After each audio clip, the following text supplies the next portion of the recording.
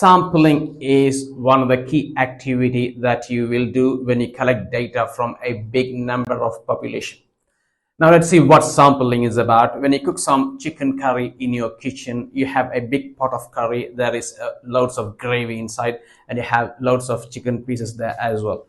When you want to check the quality of your curry, you never taste every single drop of your gravy. You never check every single piece of your chicken. What you do, you randomly pick one chicken piece and you randomly pick a drop of gravy and you taste it and see the quality of your curry. The same way, when you go to the market to buy 15 kilos of onion for a big function, you never test every single onion there. You check some of them randomly, then you make a decision whether to buy that or not. This is what we call sampling, because you can't test or check every single thing you have to make a decision.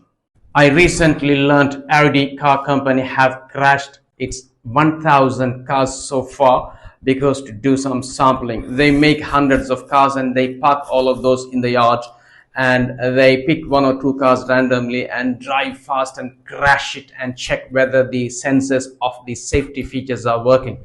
If these two cars or these two samples are working okay, they decide, okay, the rest of the 98 cars in the yard will work the same way.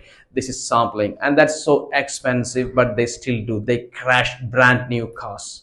Now let's have a look at some technical terminologies that we will be using during the sampling process.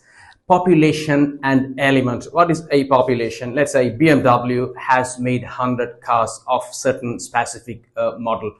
Now they want to check certain safety features of all these cars, but they can't crash every single car, so they want to take some of those and crash it and make a decision, yes, the rest of the cars will work like this.